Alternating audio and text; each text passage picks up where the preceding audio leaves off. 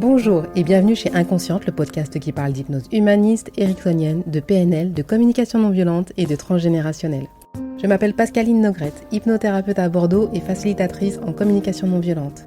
Passionnée par le corps et l'esprit et les liens entre les deux, je suis très motivée pour partager et simplifier tous ces outils que j'ai découverts toute seule en formation ou dans des bouquins. Les citations. Celui qui ajourne le moment de bien vivre attend comme les paysans que la rivière ait fini de couler. Horace. Tout ce que tu feras sera dérisoire, mais il est essentiel que tu le fasses. Gandhi. Ne remettez pas au lendemain ce que vous pouvez faire le jour même. Benjamin Franklin. Bonjour, aujourd'hui on parle procrastination. Si j'ai choisi ce thème, c'est bien parce que j'en ai été victime moi aussi. Et puis bien sûr, en miroir, certains de mes patients procrastinent à fond et me montrent à quel point je procrastine autant qu'eux. Au passage, un grand merci à Loane entre autres. La définition. Je vous ai trouvé une petite définition très simple du dictionnaire Larousse. Procrastination, tendance à ajourner, à remettre au lendemain. Selon le site de l'Université d'Ottawa, la procrastination est un comportement humain courant, souvent confondu avec la paresse. J'ai détecté au cours de ma petite vie personnelle et des consultations que la procrastination prenait sa source à plusieurs endroits.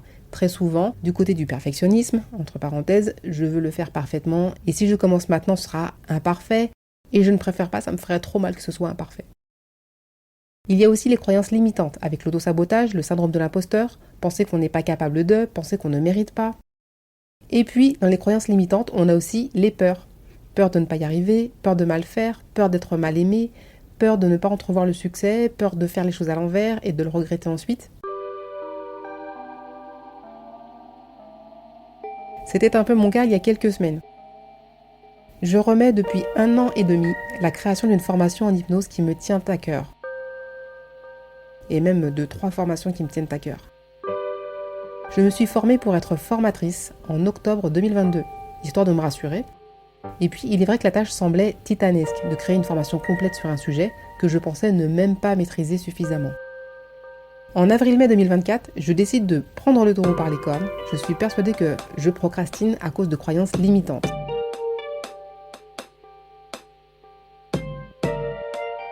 Alors je me mets au boulot et comme en 2019, je me pose devant ma feuille et je liste les croyances qui m'empêchent de créer cette formation. Et puis en fait finalement, pas tant de croyances que ça, mais plutôt beaucoup de peur. Peur que ça n'intéresse personne, peur de ne pas être à la hauteur, peur de ne pas obtenir de certification qualité, peur de me tromper de sujet, peur de me tromper de cible, etc. etc.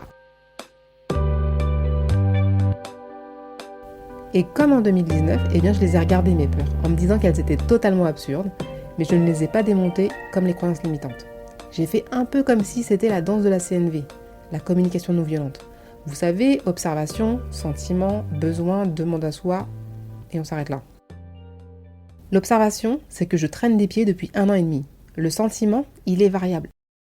Parfois c'est de la colère de ne toujours pas m'y mettre, parfois c'est de la culpabilité, d'avoir tout ce qu'il faut pour le faire et de ne pas le faire. Parfois, c'est de la peur, et si ça marchait pas? Les besoins qui en découlent sont simples. Je suis en colère contre moi-même, j'ai donc besoin de douceur et de sérénité. Je suis dans la culpabilité, j'ai besoin d'acceptation, de m'accueillir. J'ai un sentiment de peur, j'ai besoin d'être rassurée. Ensuite, les demandes à soi sont aussi basiques. Je vous rappelle qu'en communication non violente, une fois qu'on a posé son besoin, la demande à soi nous permet de nourrir ce besoin nous-mêmes à 99%. Je répète, en communication non violente, une fois qu'on a posé son besoin, la demande à soi nous permet de nourrir notre besoin à 99%. On n'a pas besoin de demander à quelqu'un d'autre. Il ne devrait pas y avoir de demande à l'autre avant d'avoir nourri son besoin soi-même, comme un grand ou une grande. Pour le besoin de douceur et de sérénité, je m'offre des petites bulles d'intimité. Méditation, respiration, auto-hypnose, sieste. Pour m'accepter et m'accueillir, je relativise sur ma situation. Je ne suis pas paresseuse, c'est juste que je bataille avec moi-même, car j'ai d'autres priorités, en l'occurrence un bébé. Pour continuer dans l'acceptation et l'accueil, je me parle à moi-même, comme si je parlais à ma meilleure amie. Et je me dis que c'est ok, chaque chose en son temps, c'est déjà très bien ce que je fais. #auto-empathie.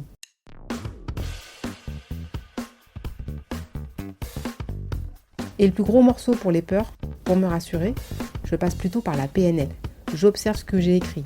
Est-ce que c'est rationnel? Est-ce que c'est modifiable? Est-ce qu'il y a une exception? Comment puis-je faire pour dépasser ces peurs? Et là, miracle. Là, j'ai trouvé réponse à toutes ces questions. Il ne manquait plus qu'à les mettre en place. Un petit exemple. J'ai peur de ne pas bien faire les choses. Je me demande alors, c'est quoi les choses? Et je me réponds, peur de mal m'exprimer, gérer les vidéos et surtout les outils vidéo. Et je me demandais, qu'est-ce que tu as déjà mal fait? Est-ce que tu as déjà mal fait des vidéos? Est-ce que tu as déjà mal utilisé des outils? Et je me réponds, ouais, les vidéos, j'en ai fait en 2018. J'ai fait de mon mieux, mais la qualité, elle est pas ouf. J'ai jamais eu le temps de les améliorer. Et par exemple, un outil qui s'appelle Screen Recorder, je l'ai jamais fait. Donc je me demande, comment faire pour améliorer les vidéos ou que celles que je crée soient de bonne qualité? Et je me réponds, suivre les conseils des pros, parce que c'est vrai que c'est pas mon métier en fait. Donc aller voir les pros sur YouTube par exemple pour la lumière, pour le montage, comment fonctionne Screen Recorder. Je vais aller voir les tutos, relire les notes que j'ai prises à la formation de formateur. Ensuite je me suis demandé, que dois-je améliorer dans les vidéos? Et j'ai répondu, la lumière, l'arrière-plan, ça sera un peu plus net, et puis organiser aussi mon propos, créer un plan avec un mind map, en plus j'adore ça. Et j'ai marqué en conclusion, je prends toutes les informations pour maîtriser la vidéo de formation, et je fais des essais tout de suite, avec un point d'exclamation. Voilà, je m'en suis trouvé 9 des peurs comme ça, et les 9, j'ai fait exactement la même chose. Je me suis posé des questions, et j'y ai répondu le plus honnêtement possible. Le plus important ensuite est de passer à l'action. Je vous rappelle les citations. Celui qui ajourne le moment de bien vivre attend comme les paysans que la rivière ait fini de couler. Horace. Tout ce que tu feras sera dérisoire, mais il est essentiel que tu le fasses. Gandhi. Ne remettez pas au lendemain ce que vous pouvez faire le jour même. Benjamin Franklin. Voilà, j'espère que cet épisode vous a plu. Retrouvez-moi sur Instagram, podcast-inconsciente, de nouveau sur thérapeute.com pour les rendez-vous visio ou présentiels. Inscrivez-vous sur la newsletter de Ocha pour les coulisses du podcast ou la newsletter du site. Pensez aux 5 étoiles et aux commentaires pour que ce podcast soit écouté encore plus largement. Je vous dis un grand merci et à très très bientôt.